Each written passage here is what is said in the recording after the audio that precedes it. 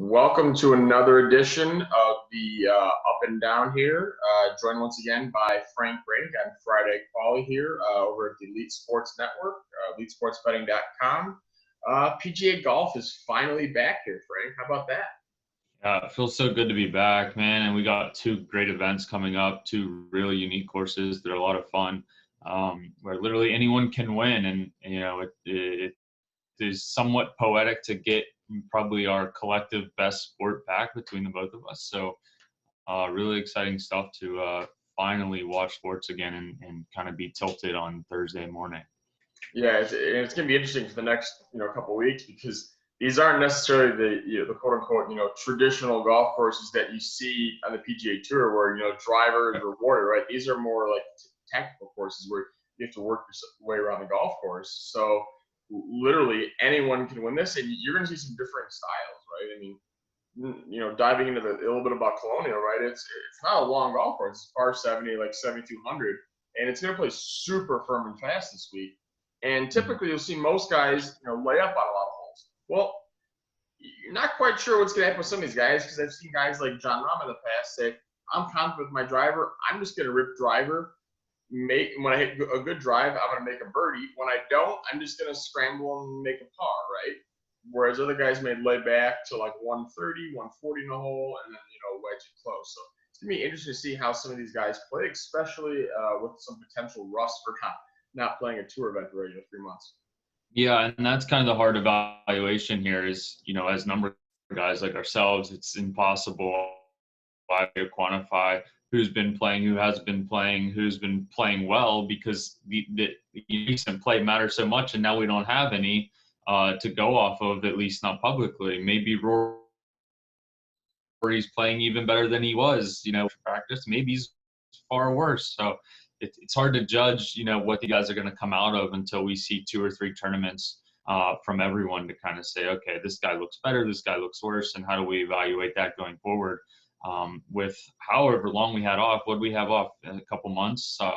We don't really know what we're going to get from these guys. You would assume there's some rust no matter what, because just playing in a tour event, I imagine, not that I haven't experienced it, but playing in a tour event has to be somewhat different than just going out and playing, a 4-ball with, some of your buddies. Yeah, it's definitely going to be a little bit different. I think it's just a matter of getting back to, the grind and the routine of having the practice rounds, all the long range sessions and stuff like that. And we've seen all kinds of stuff over social media of, some of these players just putting in hours upon hours of range sessions. Sure. And so it's going to be interesting to see, the difference between the players that prepped a lot versus those that didn't prep much at all. And being fanless too, how do certain players feed off the crowd or not feed off the crowd? Does it benefit guys that are further back that maybe wouldn't have as big of a crowd? Or, I'm just imagining guys like Tiger who maybe it won't matter, but you feel like he feeds off the crowd. You feel like certain guys feed off the crowd. But I've also heard guys that complain about the crowds, that they're too rowdy or that they cost them strokes along the way. So does that favor guys further back that are used to not having anyone follow them along? Or does it actually favor the guys at the top when they don't have to deal with the crowds anymore? It should be very interesting to see. Guys can't bounce balls off grandstands anymore and knock them back towards the greens or get free drops from those sort of things. So does it favor guys that are a little more accurate in general? We'll have to see. You're not bouncing balls off people's lawn chairs and keeping them in back towards the fairway. So I don't know. It'll be fun to see, especially at a course like this that requires a lot of different skill set. It requires you to play the full game of golf, not just bomb it out there and wedge it onto the green. Yeah, so let's talk a little bit quickly on some of the skill sets that are needed for the golf course. So maybe we'll go through and toss out, a couple outrights each. And you can find all of our bets, full bet sheets at EliteSportsBetting.com for both of us. But we just kind of have this video out here for now, free probably for the next maybe week or two, just kind of showing a little bit of preview of what we do. We'll be doing this video every week, but it'll eventually be behind the paywall on the site. So in terms of the golf course for Colonial, you mentioned it was kind of short and, had some layup holes. But being in the fairway is ridiculously important here because of how firm the greens are going to be. So if you have an approach shot in the green, you're going to be able to stop the ball. If you're in the rough, you're going to have a problem controlling your spin into the green and being able to stop the ball within 15, 20, 30 feet of where you're landing at. The other thing is there's a lot of trees out here too. So if you're in the trees hitting like recovery shots and stuff like that, not easy also, right? So like that's what, hitting fairways is big, which then leads you to hitting greens, right? Which it sounds simple in every golf course, but there's like certain areas where we're going to have more of that. And it's this course to where you're going to have a ton of shots from 100 to 150 because you have, I think, 4 short par fours being, roughly around 400 yards or less. For most of the field's going to lay up between 100 and 150 in the green. And then the longer par fours that you can hit driver, you're going to be into that same distance kind of as well, 450-yard holes, right? So I'm looking, you could have somewhere around 9 shots into the green from 100 to 150. And then you add, and you may have a couple holes where, let's say you hit in the trees, you have to punch out. You're probably punching out to 100 yards, right? So 80 yards, 100 yards, yeah. 80 yards. So like guys who are good wedge players is definitely, something you need to look at this week. And then kind of, in correlation with that is if guys do have wedges from 100 to 150 from the fairway, right? Where are they going to be hitting it? They're most likely going to be hitting it inside 15 feet, right? Yep. And you look at the other thing. So if a guy misses the fairway off the tee and is in the rough, what's going to happen? It's going to be very hard for him to hold the green. If he hits it in the trees, he's going to try to advance it somewhere around the green, right? So now they're going to be chipping, and guess what? After you're chipping, what are you going to have? You're going to have putts inside 15 feet, right? So you're going to have a larger proportion of your putts this week inside 15 feet. So putting is a little bit more important because, as we know, the closer you get to the hole, the more, the better putters stand out, right? If you put 2 bad putters at 30 feet, the difference in their putting isn't going to be that big. But if we're talking 10 footers, that's what we've seen. Some of the guys that have won this event have just been locked in putting. The Kevin Kisners. I think when Justin Rose won, he had like 11 strokes gained putting or something like that. That's why Jordan Spieth plays well here because he doesn't have to drive off the tee, keep it in play, and just basically let his short game talk. Historically, I mean, when Spieth was playing extremely well and winning all those tournaments, yeah, his ball striking was really good and some of the best in the world, but he was like double the rate from everyone else at around 20 feet or 15 feet and in. He was making twice as many putts as everyone else, and that's when he was playing so well here, right? Okay, so with that being said, why don't you toss out? We'll go through a 2 outrights a piece. We obviously have more than that, but just don't want to give away the whole keys to the castle here. Yeah.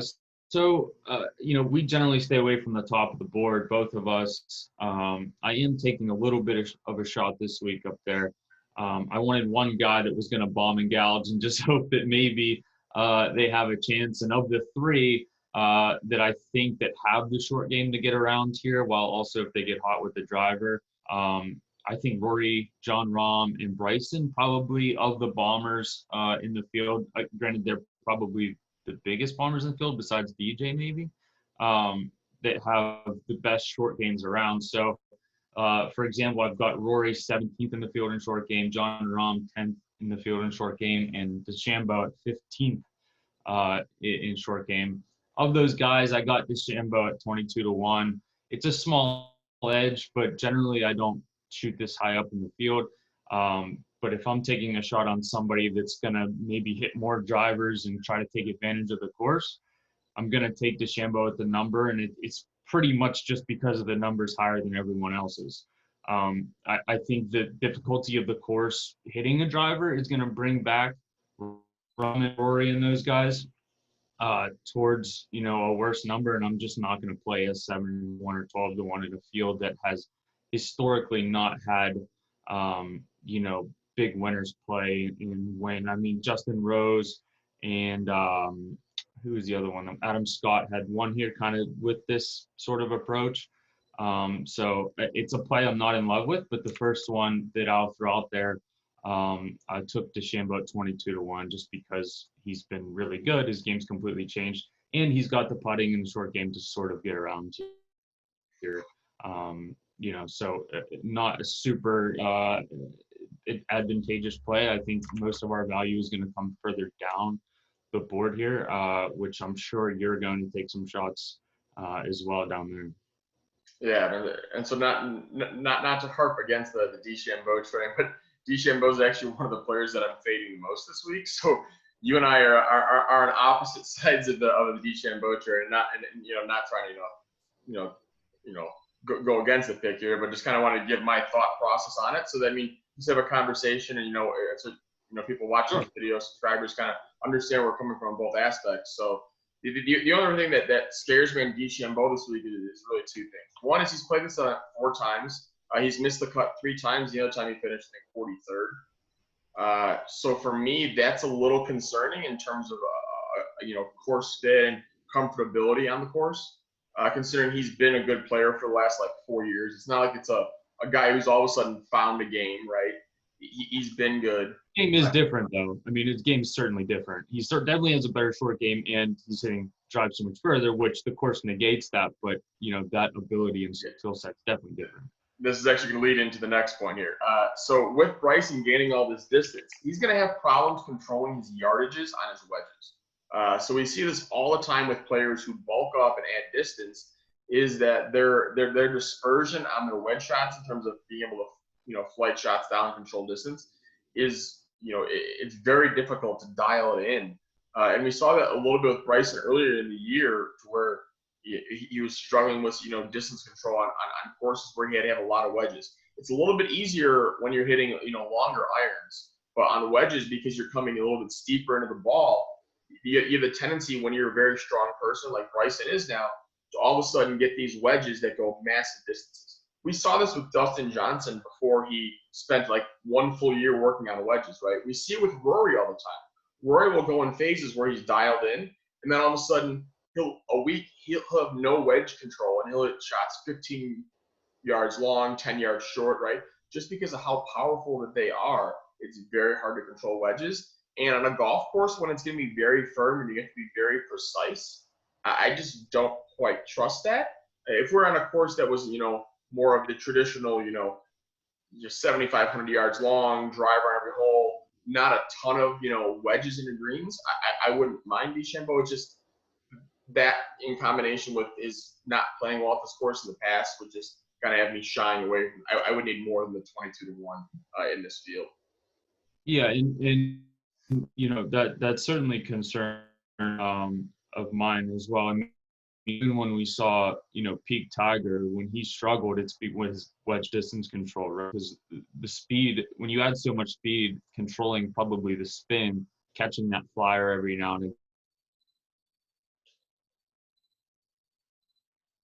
again, like you said, playing out of the rough, you're going to fly some greens, or like you're referencing. So it's a 1% edge, right? So it's not necessarily my favorite or biggest play. It's actually my lowest to win amount for the week. So when I think we played Webb at Phoenix when he won at 18-1 or 20-1 or something like that, and it was double the risk amount of what this play is in the bet package. So just my thought process was what I lined out. If you're going to take a bomb and gouge guy, why not take probably the guy that's the highest price?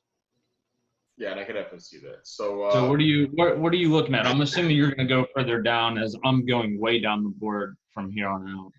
Yeah, I only had 2 plays that were better than 70-1, and the rest were all beyond that. So I'll just toss a couple out that are kind of down the long shots and see if you can get a favorite. And this was one that people be like, why are you betting this? But this is just a number play here, and this is going to be, believe it or not, Phil Mickelson. So Phil Mickelson at 125-1. I have the line being 80-1 is what it should be. You're wondering why? Well, Phil Mickelson doesn't, of course. Well, Phil has won here in the past, a couple high finishes. He hasn't played here a bunch in the last 10 years. But we have to look at the pedigree, long-term pedigree of the player, and the fact that this course is going to be one where half the people in the field here have played it not at all or only once. So guys are not familiar with how to play the course. Hey, when the conditions are firm and the pin is back left on this hole, what club can I hit? Where can I hit it on which side of the fairway to give myself the correct shot? Phil's going to know this because he's played the course so much. Whereas other guys are having, 3 or 4 days to learn the entire golf course. So there's a little bit of an edge there. 2, we know Phil is massively up and down. It's like the type of our show, right? Up and down.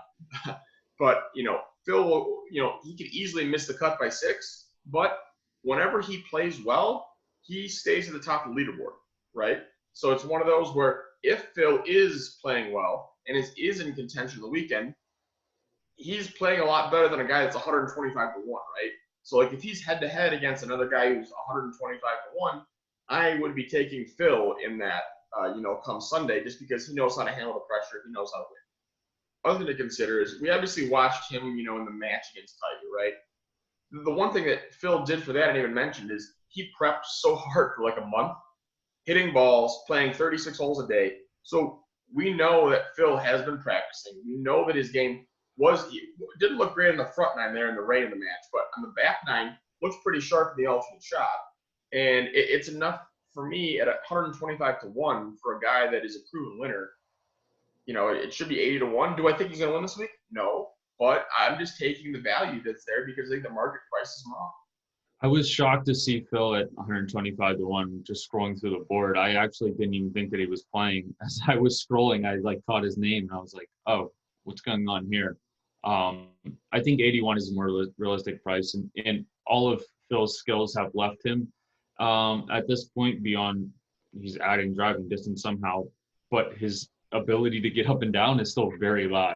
So like you said, maybe a course like this where he's forced to not drive it out of bounds because he has to lay back benefits him.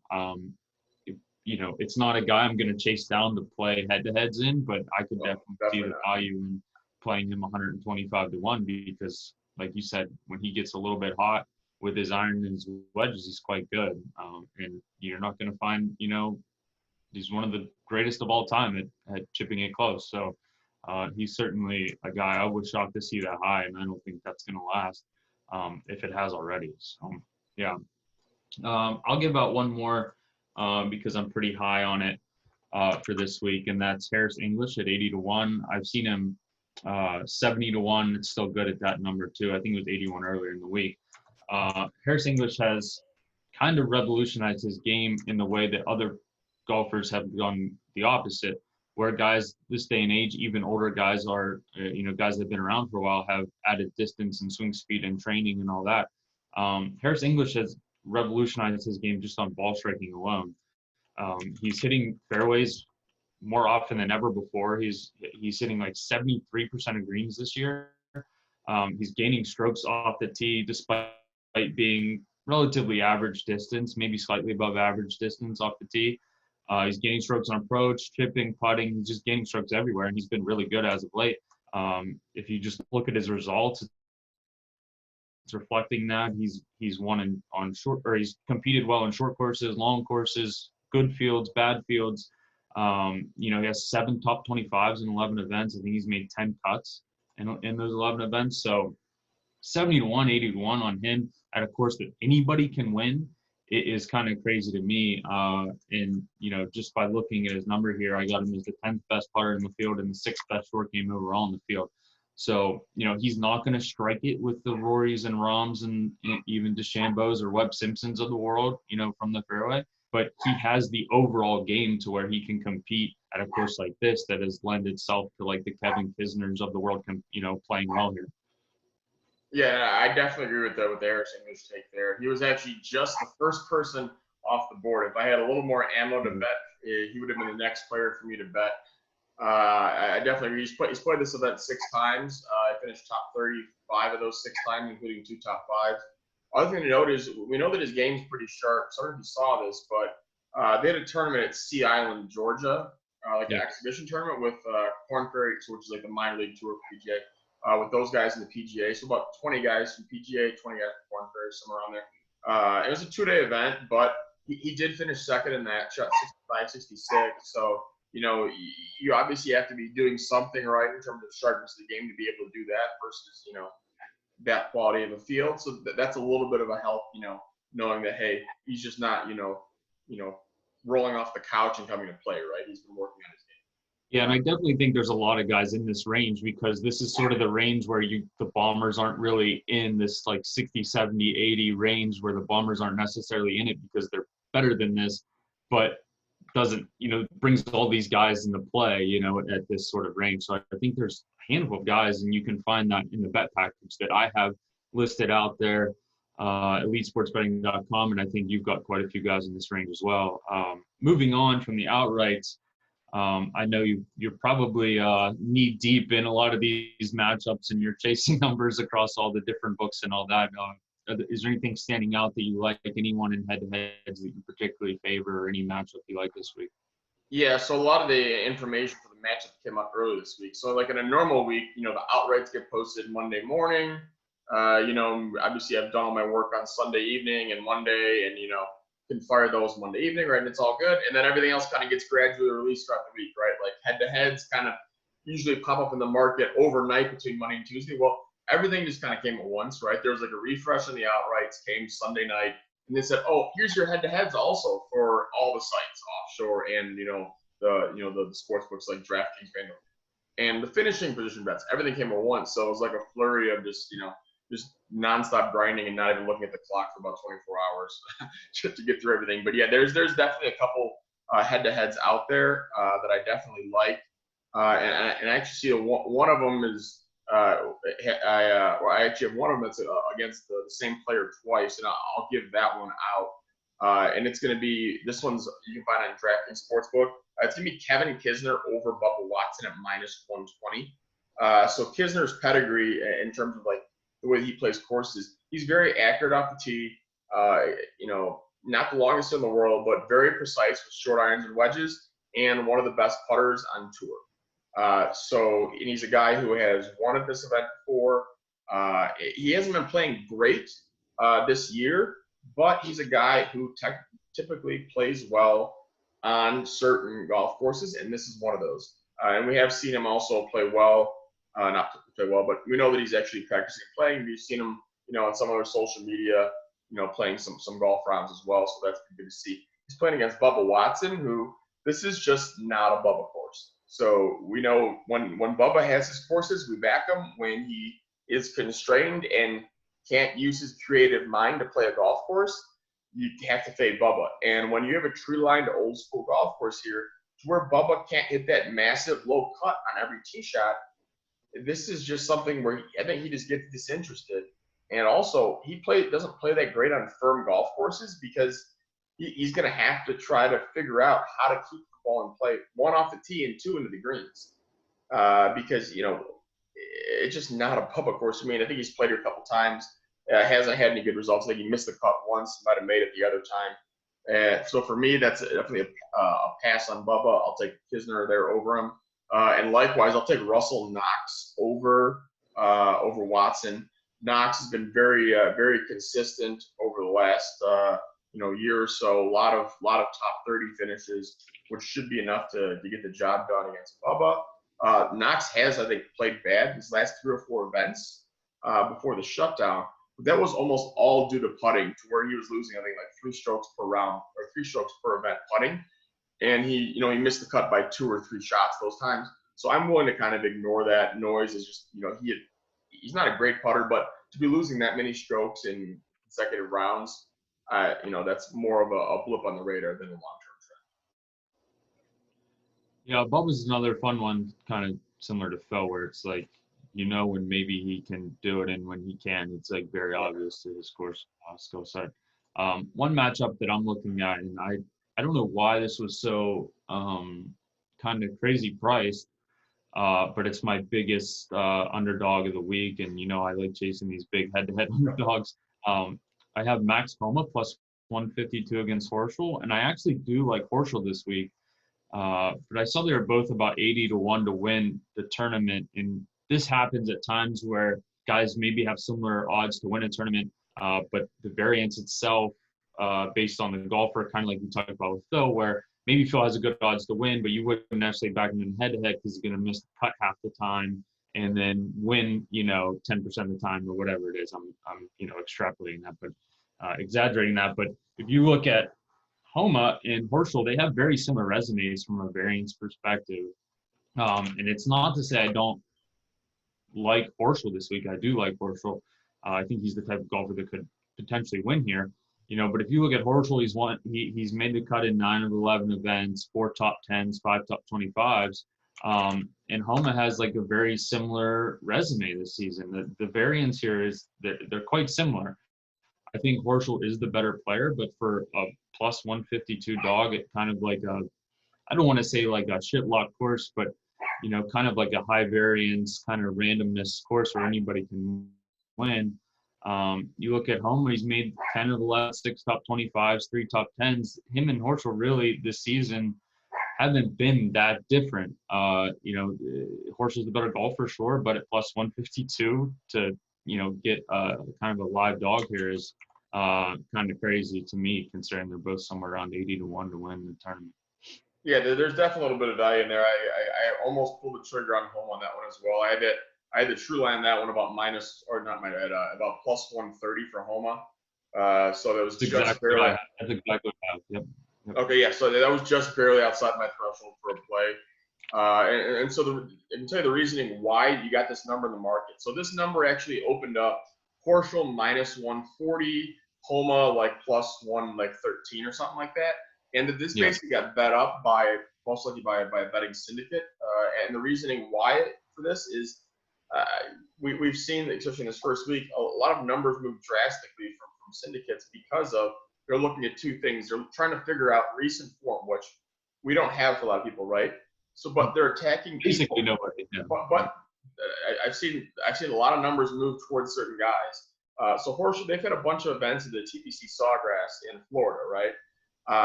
Where they've done these little 2-day events, right? Horschel's played in a couple of them and played pretty decent. So I think they might be combining that and then also they might be looking long-term form. So if you're looking long-term form over, let's say, maybe a year and a half, to look at, some of these players, right? If we look at Max Homa's stuff over the last year and a half, he's only gotten really good the last 4 or 5 months, right? So if you're adding in Homa's data from a year ago, which isn't the player he is right now, that's skewing his, stats and rankings in comparison to Horschel, who's kind of been the same for the last year and a half. And that's where I think the angle that that syndicate was coming from and why you saw that move. I don't agree with the move, but I'm pretty sure that's where that move came from. Yeah, I mean, we, respect line movements, obviously, in most cases, but with sometimes this money comes in and there's a lot of money that comes in and there's a lot of people chasing it. Sometimes the number can move too much and then we'll eventually see some buyback in the market. So that's why it's so important to get this early. I think it's Tuesday morning as we're recording, and we both had bet yesterday morning or yesterday afternoon, yesterday morning sometime. So it's so important to get in and get into the bet package and find all of these bets that you guys can get, because some of these numbers are going to move by the time you're watching this or listening to this, and you're going to miss out on the value. Whereas we're saying play home at plus, where did I say 152? If it goes to 130, which it very well could, you're missing out on the value and it's no longer a play. So, when I say he's a live underdog at plus 152, I'm probably stop playing him at 140, right? So you got to be smart about what angle you're sort of playing here and what numbers you're playing. Don't play something just because we say to play. There's a cutoff of every number, and every dog and every favorite has a cutoff somewhere. So, it's so important to get into Elite Sports, get all of our bets up there. I see Paulie's got about 150 bets this week. I've got somewhat, probably more than usual as well, with some big dogs listed out there that might return a big win for us. So head over there and check out what we got. You got anything else for the tournament? Yeah, I mean, I have all kinds of different bets up there. Obviously, we talked about the outright market and the head-to-heads. The other market I attack is usually top 40 market, sometimes top 20, depends on the week, but top 40 market, I saw a lot of value this week for a couple of reasons. I'm not going to give you the place that you can find them all on the site, but the reasoning behind that is whenever you have a super strong field up top, you have everyone's outright prices kind of depressed down below, right? That's kind of why we got Harris English. You're talking about 70 or 80-1, right? In a normal Colonial field, Harris English is going to be 35-1 because you're not going to have Rory and Justin Thomas and DeChambeau up there, right? So if you don't think DeChambeau or Brooks Koepka or Justin Thomas can win this week, right? Yep. That's how you're getting a little bit extra value at the back end, right? Possibly. Same goes true for your top 40s, right? I am expecting a lot of these top players to struggle, right? There's going to be variance. So I want to, scoop up the guys who I think have value down below to where, we're getting a guy who, for a top 40 who is maybe I'll just give like one play out here. But you're talking about your guy Harris English, right? Harris English is plus money for a top 40 finish. He's plus 150. Which is basically just making the cut, right? Like it's just making. Yeah, exactly. Well, this is the one thing this year that I've noticed is I don't think the sportsbooks have caught up to it. Is the cut rule change helps the top 40s just a little bit because there may be 5 or 10 less people that make the cut possibly. That's a big help because if Harris English makes the cut, roughly 65 to 70 guys made the cut. Finishing top 40, you just got to play decent over the weekend and you're in it, right? You're giving me plus. You're giving me. And a couple guys are going to. The couple guys are going to completely blow up too. So you're going to see guys, maybe the Bubba Watsons of the world, that limp in and, like you said, lose interest and then choose. Exactly. Yeah. 10 in 2 days. Yeah. So you're going to see some all of our bets there up on the bet package at elitesportsbetting.com. You can find us here. Find us. We have some DFS stuff coming up this week as well for elitefantasy.com. So you can find all of our information there as well if you're looking at getting the DraftKings lineups. I probably will be doing some cash game stuff. I'll be doing some GPP stuff. So you can check out all of our stuff there as well. Yep, that'll be up on Elite Fantasy. Elite Fantasy also has a promo package going on now where they're pretty much lumping in all the sports through August for small rate. I think it's going to be about $70, something like that, $75. That pretty much takes you through August and covers every single sport, and that's with the sports returning too. So that'll cover like Yep. Right? Yeah. So that's covering your first month of basketball back, preseason football, baseball if it's back in time, right? All that's included. Golf. So Frank and I we're doing all kinds of stuff at GFS Golf. So we do a live stream every Tuesday evening on Elite Fantasy. We just kind of walk through the field, give our thoughts on pricing for players, lineup construction, and then answer. It's live stream, so you guys can ask questions on there. If you're in there as a subscriber, you can ask questions. We'll answer right there on the air to kind of help you build your lineups. So with that, Frank, thank you guys for listening to the edition of the Up and Down, and we'll see you guys next week.